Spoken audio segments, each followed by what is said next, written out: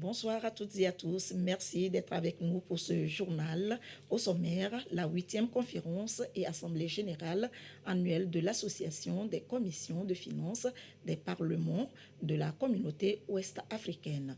Le bilan des actions menées sera établi. Les députés concernés vont aussi réfléchir sur le rôle des parlements dans les mécanismes de relance économique post-Covid.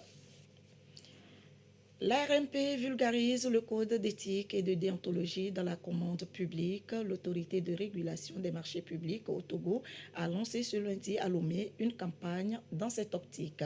On va y revenir dans un instant.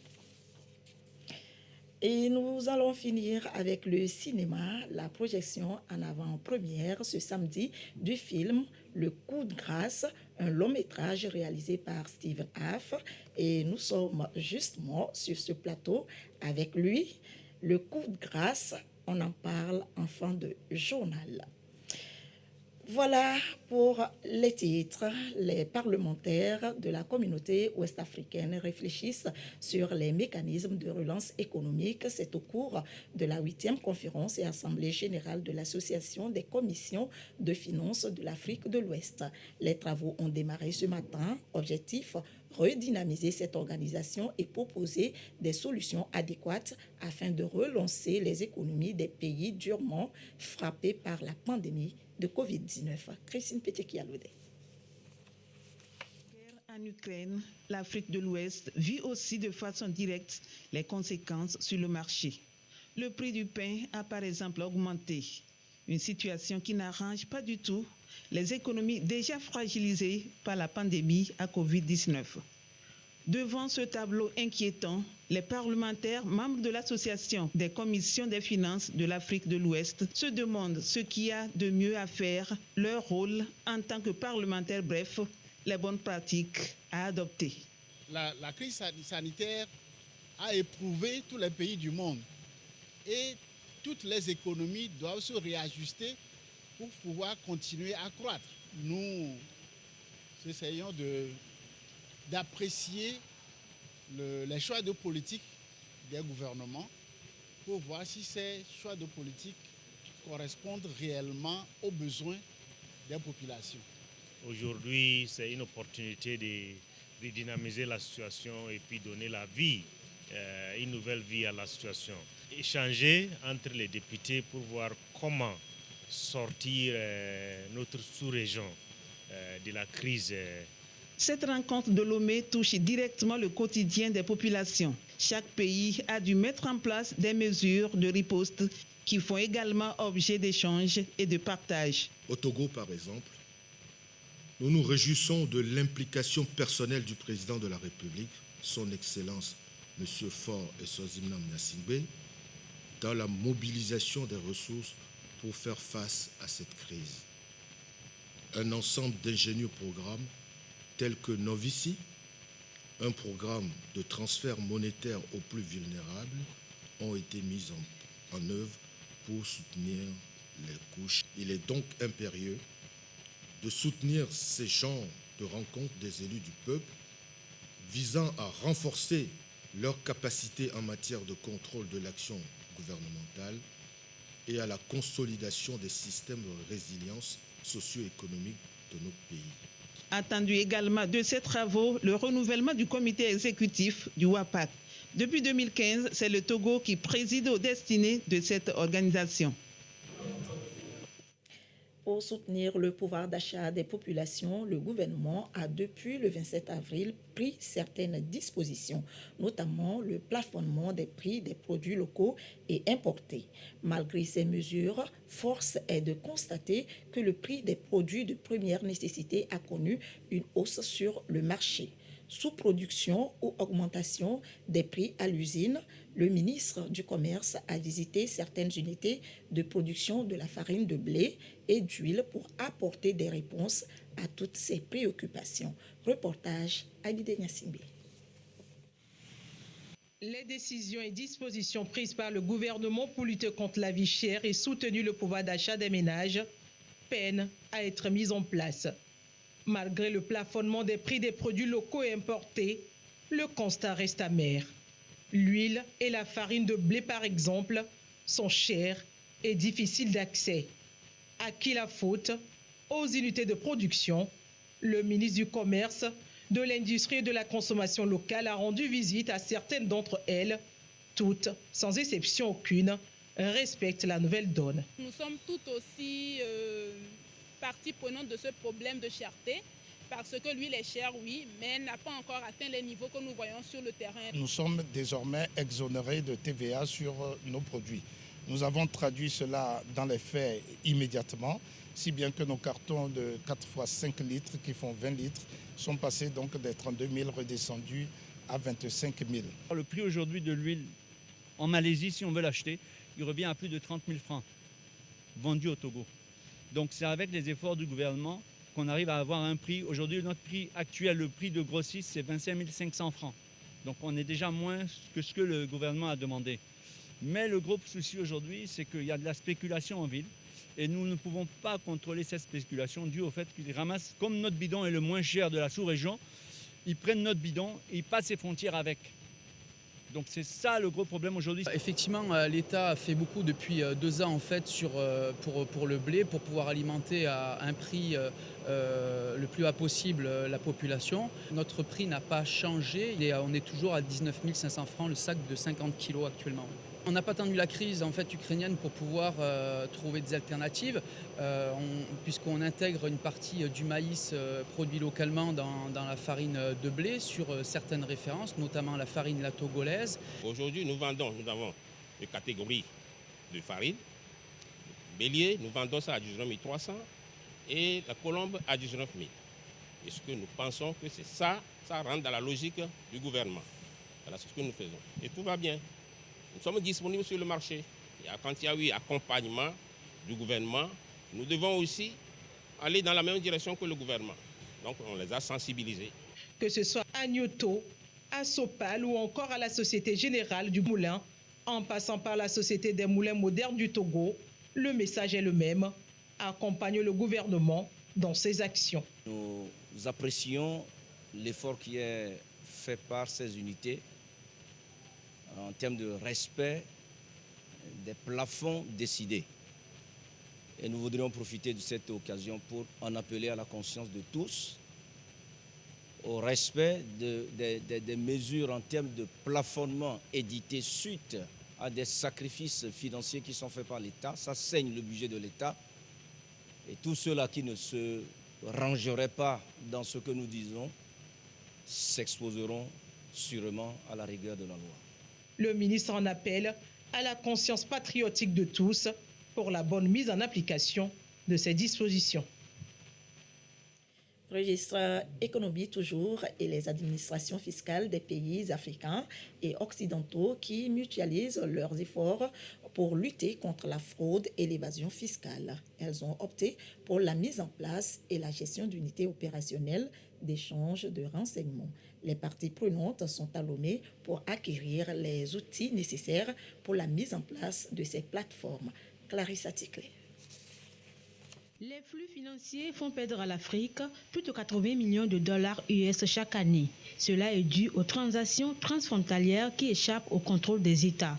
Afin de réduire ces flux, le cercle de rencontres et d'études des dirigeants des administrations fiscales CREDAF, l'Office togolais des recettes OTR et le Forum mondial sur la transparence de renseignements à des fins fiscales misent sur la mise en place et la gestion d'unités opérationnelles d'échange et de renseignements entre les pays. C'est à travers cette unité que l'OTR, par exemple, peut demander des renseignements à un pays étranger sur des transactions qu'un contribuable togolais aurait effectuées. C'est également cette unité qui va recevoir les demandes des pays étrangers concernant des contribuables étrangers qui auraient eu des transactions avec des résidents togolais. Donc voilà la fonction principale de cette unité. Elle est donc centrale dans la capacité d'une administration fiscale à demander, à obtenir les renseignements qui sont aujourd'hui déterminants dans la lutte contre la fraude et l'évasion fiscale internationale. Il sera surtout question pour les administrations fiscales d'échanger leurs expériences, notamment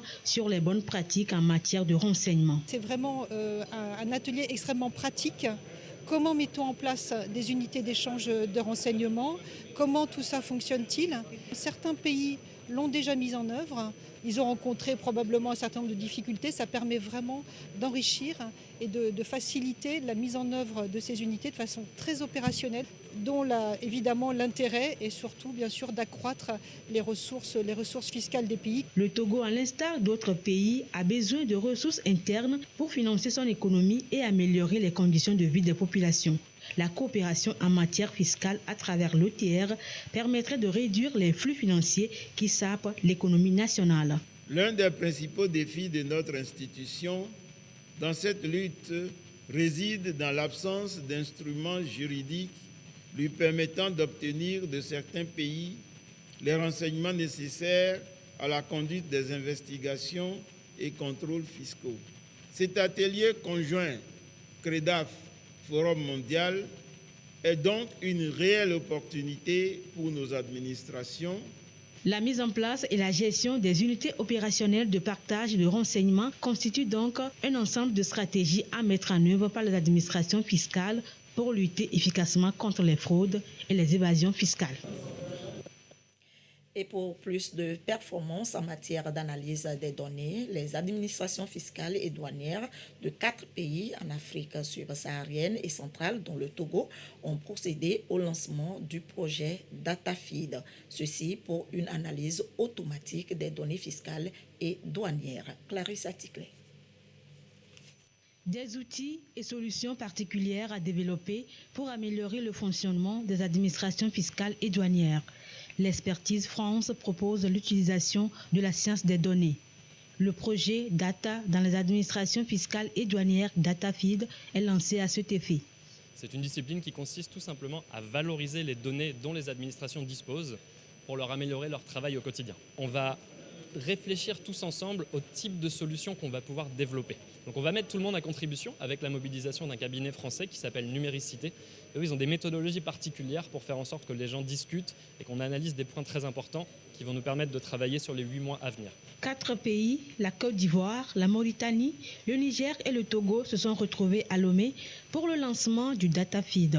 Que ce soit pour l'exploration, la visualisation ou l'analyse des données, tout peut se faire de façon automatique. Les administrations fiscales et douanières, notamment l'Office togolais des recettes OTR, y gagnent en temps et améliorent leur stratégie de mobilisation des ressources internes.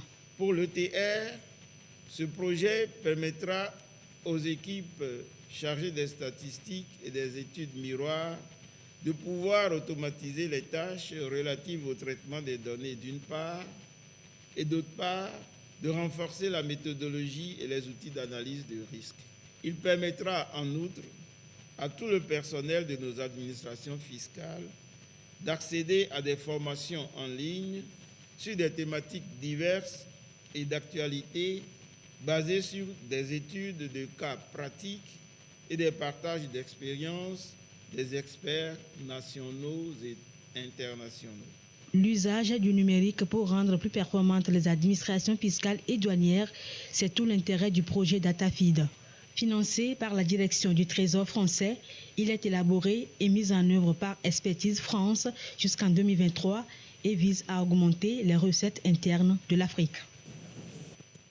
L'autorité de régulation des marchés publics vulgarise le code d'éthique et de déontologie dans la commande publique. Une rencontre se tient à Lomé à cet effet, 3 jours pour faire connaître les dispositions de ce document aux différents acteurs intervenant dans la commande publique. Chaznambaga. Selon un rapport de l'Organisation de coopération et de développement économique OCDE de 2016, la passation des marchés publics est l'une des activités gouvernementales les plus vulnérables. Elle est exposée à des risques importants de corruption. Ces gros risques sont liés d'abord à l'interaction qu'il y a entre les opérateurs économiques et les acteurs publics. Il y a également des risques qui sont liés à la complexité des procédures de passation des marchés publics. Et c'est également des enjeux financiers importants.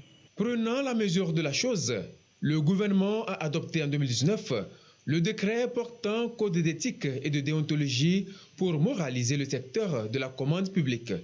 Cette démarche découle du fait que l'intégrité des acteurs est inhérente au droit de la commande publique. La présente session vise à partager le contenu du code aux acteurs, autorités contractantes, opérateurs économiques et organisations de la société civile.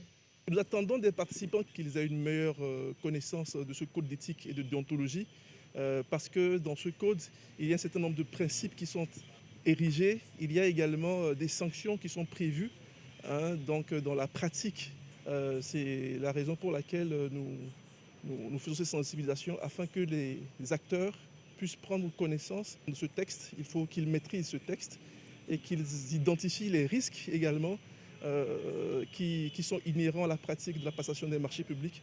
Et également, on peut également dire que c'est un outil de décision quotidienne qu'ils doivent utiliser tous les jours pour guider leurs actes et surtout pour le bien-être de nos populations. Les travaux portent également sur le renseignement des formulaires liés à la déclaration des conflits d'intérêts et de tous les acteurs qu'ils ont la connaissance de ce code d'éthique et de déontologie. Cette rencontre est la première d'une campagne nationale qui va s'étendre à l'intérieur du pays. Elle intervient dans la logique de la mise en œuvre de la loi relative aux marchés publics et aux partenariats publics-privés adoptée en fin d'année 2021 par l'Assemblée nationale. La RMP a bénéficié de l'accompagnement de la Banque mondiale et de l'Union européenne à travers le projet PAGE. Tout autre sujet, les inondations, la sécheresse dans le bassin de la Volta, problématique au cœur des échanges entre les pays concernés à Lomé. Ils vont ensemble définir de nouvelles stratégies plus appropriées pour une meilleure gestion de ces phénomènes. Solange Amandé voit Abidé Nyasingbe. Après une tombée de pluie abondante, rues, maisons, villes, villages, souvent sous les eaux. L'on assiste impuissant à d'importants dégâts, voire à des pertes humaines. Les experts et gestionnaires de catastrophes s'imprègnent à Lomé des risques d'inondation et de sécheresse dans le bassin de la Volta. Ils vont converger leurs connaissances en vue des solutions durables à même de limiter ces phénomènes. Quels sont les risques que nous courons? Comment est-ce que ces risques arrivent? Et que faut-il faire? Donc, vous, les acteurs, nos parents qui sont les acteurs, que devons-nous faire pour qu'ils soient rapidement informés du danger qui est en train de venir? Nous profiterons de cet atelier pour vous démontrer les outils de prévision que nous appelons Volta Alarme. Quand on met les données de pluie, de débit d'un endroit à un autre, ça sort les résultats et pour dire à tel endroit, à tel moment, vous risquez d'avoir tel niveau d'eau. Prenez vos dispositions, évacuez les lieux. Au cours de cet atelier, les experts auront l'occasion de discuter de cet outil de modèle qui sera mis à la portée de toutes les parties prenantes. Le projet de gestion des risques d'inondation et de sécheresse est le fruit de recherches approfondies et d'une collaboration étroite entre les pays riverains du bassin. Les organisations internationales et les centres de recherche scientifiques y sont également impliqués. La dernière année, on a développé un travail d'analyse de risques d'inondation et de sécheresse avec méthodologie probabiliste pour étudier les conditions de risque d'inondation et de sécheresse dans les bassins de la Volta et fournir des résultats scientifiques utiles pour la prise de décision et les acteurs qui travaillent dans la gestion des risques des catastrophes. Durant ces 3 jours d'échange, les techniques, la méthodologie et les résultats seront exposés pour réduire les pertes liées aux catastrophes. Il sera aussi question d'accroître la résilience des populations et assurer un avenir meilleur à tous. Place maintenant à l'actualité internationale. Le président de la transition au Burkina Faso rend hommage à l'armée. Le lieutenant-colonel Paul-Henri Sandaogo Damiba s'est rendu ce dimanche sur le lieu d'une attaque djihadiste présumée contre des militaires dans le nord du pays. Attaque qui a fait 5 morts et 10 blessés du côté des militaires. Combat qui a également fait état de 35 terroristes abattus. C'est ici, à Bourzanga, dans le nord du Burkina Faso, qu'a eu lieu samedi l'attaque contre des militaires. Selon un bilan fourni par l'état-major des armées, une trentaine de terroristes auraient été abattus et 5 soldats burkinabés auraient perdu la vie. C'est pour leur rendre hommage et pour encourager ces troupes que le président du pays, le lieutenant Paul-Henri Damiba, s'est rendu sur place.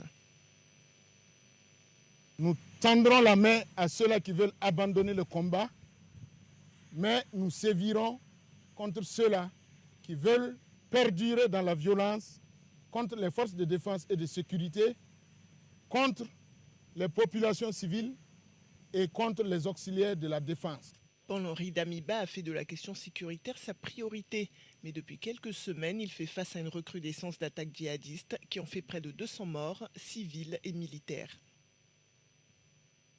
Le message que j'ai d'abord, c'est prier pour le repos des hommes que j'ai perdus, les 5 que j'ai perdus lors de l'attaque, et souhaiter un prompt rétablissement aux blessés. Le message pour mes hommes qui sont là, je leur dis simplement de continuer sur la même lancée. Le nord et l'est du Burkina Faso sont la cible d'attaques djihadistes depuis 2015 qui ont fait plus de 2000 morts et déplacé plus de 1,8 million de personnes. L'OMS, l'Organisation mondiale de la santé, met en garde contre une résurgence de la pandémie de Covid-19, un avertissement lancé lors de sa 75e assemblée annuelle ouverte ce dimanche à Genève, en Suisse. L'Organisation mondiale de la santé a ouvert ce dimanche sa 75e assemblée annuelle à Genève. En lançant un avertissement à la communauté internationale, la pandémie de coronavirus n'est pas encore terminée. Le chef de l'OMS, Tedros Adhanom Ghebreyesus, qui sera réélu pour un second mandat lors de cette assemblée, a déploré un manque de vigilance. Ce virus n'a pas cessé de nous surprendre. Cette tempête qui a déchiré les communautés encore et encore. Et nous ne pouvons toujours pas prédire son pouls ou son intensité. Nous baissons notre garde à nos risques et périls. La pandémie ne va pas disparaître comme par magie, mais nous pouvons y mettre fin. Nous avons les connaissances, les outils, et la science nous a donné le dessus. S'adressant à la session d'ouverture, le directeur général de l'OMS a également noté que près d'1 milliard de personnes dans les pays à faible revenu n'avaient toujours pas été vaccinées.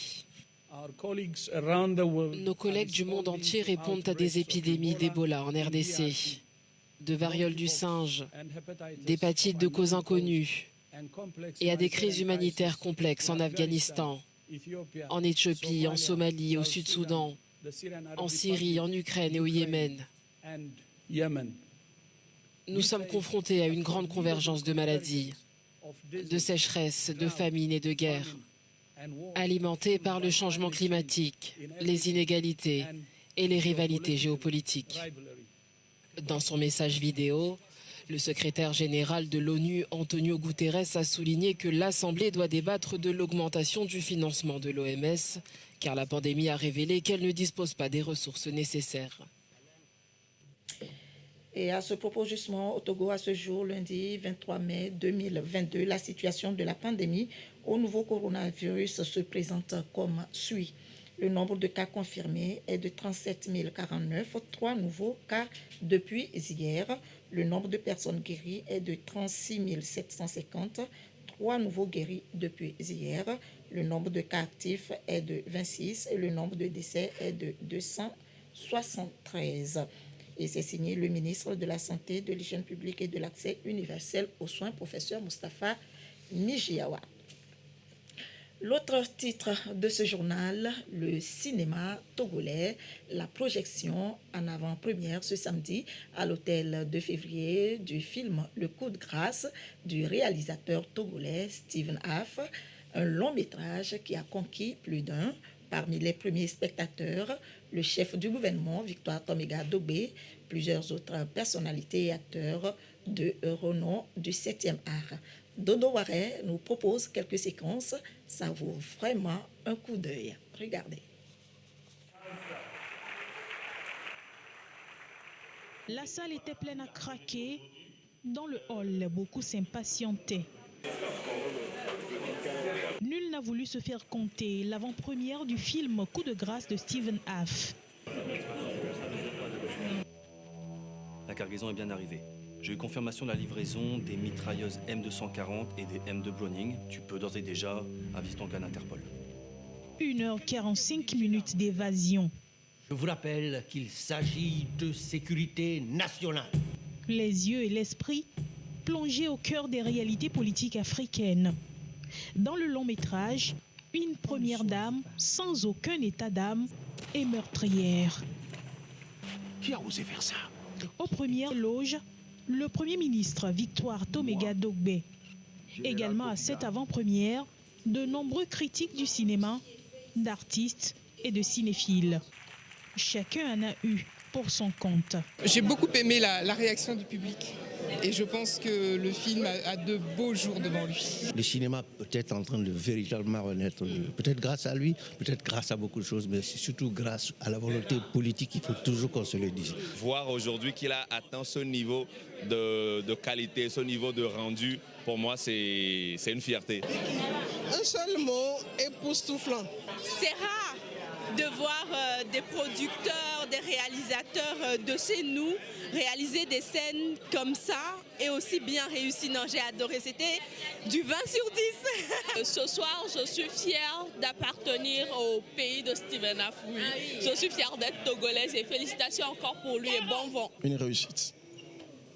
Une réussite et une fierté. Le coup de grâce, c'est le titre du film. Mais c'est le coup de maître de ce réalisateur talentueux nommé Steven Aff. Steven Aff et son équipe ne s'y attendaient pas moins. Chacun a su jouer son rôle et aujourd'hui, la concrétisation d'un gros projet est une mission accomplie. Je me suis tellement intégrée dans la chose que finalement, c'était trop bien, quoi. Jusque-là, je n'ai que des retours positifs. C'était difficile, c'était après de dur labeur. Si le public a apprécié, on est juste heureux, on est juste content. Au-delà du plaisir et des enseignements tirés, certains se retrouvaient même dans la peau des acteurs, la plupart togolais. L'occasion s'offre à tous de découvrir encore ce film le 28 mai prochain au Grand Rex. Reste toujours... Et pour en parler davantage, nous sommes sur ce plateau avec le réalisateur Steven Aff. Bonsoir. Bonsoir. Alors, en quelques mots, racontez-nous l'histoire de ce long métrage. Merci. Brièvement, le coup de grâce nous dit que c'est l'histoire d'une première dame avide de pouvoir et qui complote l'assassinat de son mari afin de pouvoir lui succéder. Brièvement. Et quel est le message que véhicule ce film? Déjà, c'est une histoire africaine. C'est une histoire africaine. Et pour moi, je dis qu'en Afrique, la politique, c'est un jeu trop dangereux qui n'est réservé qu'aux initiés. Et pour moi, c'est une incursion dans le réel, que l'on soit à Abidjan ou à Conakry, que l'on soit à Bujumbura ou à Tunis, on peut s'approprier cette histoire. Et pour moi, passer ce message aux gens, c'est de pouvoir montrer ce que c'est que l'univers politique en Afrique, mais tout en restant dans la fiction, dans le divertissement et surtout dans le drame social. Et chacun doit pouvoir tirer sa leçon. Et pourquoi avoir choisi une femme pour jouer le rôle principal? Mais souvent, on parle des hommes politiques, on parle des hommes, on dit souvent l'expression un animal politique, mais derrière moi je sais qu'il y a des femmes fortes, hein. On peut citer Hélène Sirleaf-Johnson, Simone Gbagbo, surtout celle qui m'a inspiré, hein, sans prétendre raconter son histoire, c'est Grace Mugabe. Je suivais les informations, j'ai compris que cette femme voulait le pouvoir, elle la voulait vraiment. Et donc je me dis, pourquoi ne pas faire une fiction africaine, politique, si j'ai osé, mais tout en mettant une femme devant, et je me dis, ça peut faire bon marché. Et êtes-vous sûr que le cinéma togolais a de l'avenir ou c'est juste un coup de chance? Bon, sur ce point, je vais être un peu bref. Moi, je vais faire un petit développement. Aujourd'hui, pour que le cinéma se développe, pour qu'il y ait une industrialisation, il faut un cadre. Et c'est l'occasion pour moi de remercier le président de la République parce que grâce à la volonté politique, nous avons eu le code du cinéma et de l'image animée. Et connaissant aussi nous avons eu le code du cinéma et de l'image animée, sachant que le Togo dispose d'un espace économique attrayant. Moi, je me dis qu'il y aura des investisseurs. Il y aura des investisseurs et surtout avec le fonds SICA qui va être mis en place, qui va être opérationnel en 2023, je me dis il y a de l'avenir. Et sur l'assurance de ces efforts politiques, de ces efforts du ministre de la Culture. Et je remercie déjà même le Premier ministre pour sa présence qui a marqué véritablement le soutien du gouvernement au cinéma et surtout aussi tous les acteurs économiques qui sont actifs pour nous accompagner. Moi, j'ai l'assurance que le cinéma togolais a de l'avenir et je pense que ça doit pouvoir porter ses fruits. On va croiser donc les doigts. Et quelle est la suite du programme? Oui, pour la suite du programme, nous aurons le samedi 28, le 28 mai prochain, nous aurons une grande première au cinéma RES. Mais sur demande du public, nous aurons une autre projection prestige le 11 juin. Le 11 juin, nous aurons une projection prestige à l'hôtel de Fréville encore pour permettre... C'est gratuit? Non, la projection prestige, c'est pas gratuit. Déjà au cinéma RES, le cinéma RES, c'est l'entrée à 10 000, la réservation à 15 000. Le samedi prochain, c'est l'entrée à 10 000, la réservation à 15 000. Mais le 11 juin, du côté de l'hôtel de Fréville, on va refaire cette avant-première. C'est une projection prestige. L'entrée sera à 20 000 et les places d'honneur seront à 50 000. Vous savez, aujourd'hui, c'est l'occasion d'appeler les Togolais à un patriotisme. Et les plus hautes autorités ont donné le ton. Et quand je considère que le ministère de la Culture avait pris pour la précédente projection 50 tickets de 20 000 pour distribuer un peu, pour encourager, je pense que c'est un bon temps et il faut que les Togolais se mobilisent autour de ces projections pour que le cinéma togolais puisse être porté et que au Conseil des Nations, dans les grands événements, on puisse citer le Togo. Aujourd'hui, le cinéma est un vecteur de promotion des idéaux de paix, d'amour et de solidarité, mais surtout de valeurs culturelles. Il faut qu'on s'approprie le cinéma togolais. Il faut que les Togolais, où qu'ils soient, fassent un effort pour pouvoir regarder ce film. Et nous aurons beaucoup d'autres programmes et nous ferons tout pour que le public puisse avoir accès à ce film. Et ça vaut vraiment un coup d'œil. Autre chose à ajouter? Oui, moi ce que je tiens à ajouter, c'est que le Togolais se fasse confiance, que la jeunesse se fasse confiance. Aujourd'hui, moi, je suis Steven Af. Si je suis arrivé ici, c'est parce que au-delà de situations, je fais confiance. Et il faut que les jeunes fassent confiance en l'avenir, qu'ils initient des projets et qu'ils aient le courage d'aller jusqu'au bout. Ce que je veux dire aussi, c'est qu'il faut que les sociétés puissent nous apporter leur soutien financier parce que faire des projets comme ça demande beaucoup de moyens, de ressources financières et les sponsors doivent pouvoir réagir. Nous restons vraiment disponibles et surtout, ce que je demande, c'est que le drapeau togolais flotte au-dessus du cinéma africain. Il y a beaucoup d'échéances internationales à venir pour le cinéma, que le Togo soit au rendez-vous pour que nous remportons de grandes victoires. L'appel est donc lancé vivement un autre film. Oui, bien sûr, il y a beaucoup de projets à venir. Voilà, bon vent à vous. Merci. Très belle soirée, merci d'être passé sur ce plateau. Merci beaucoup. Voilà, et un autre réalisateur que vous connaissez certainement, il se nomme Firé, acteur et producteur togolais qui réside en Amérique. Firé a à son actif plusieurs films. Il veut lui aussi booster le cinéma togolais. Son projet est présenté lors d'une conférence de presse. Abosa Dadja, commentaire Marie-Ange Bida.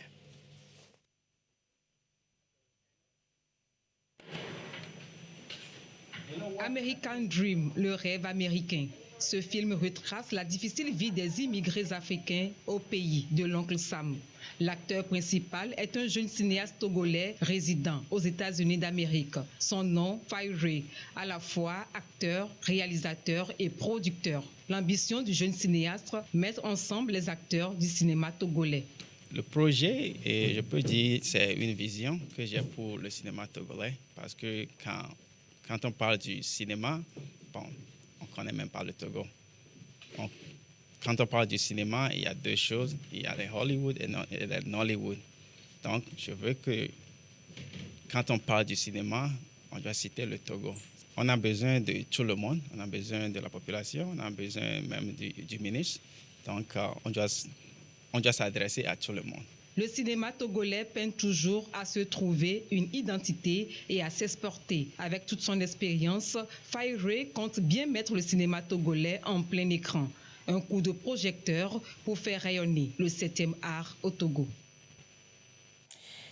Et pour finir, le ministre de la Culture et du Tourisme porte à la connaissance des jeunes musiciens togolais nés résidant au Togo que l'ambassade d'Italie au Togo avec résidence à Accra lance un appel à candidature au programme de bourse dans le cadre d'un projet dénommé « La musique rassemble les gens » initié par l'organisation à but non lucratif The King Watermill Society de Rome et l'Académie musicale Kijana de Sienne et les invite à s'y inscrire.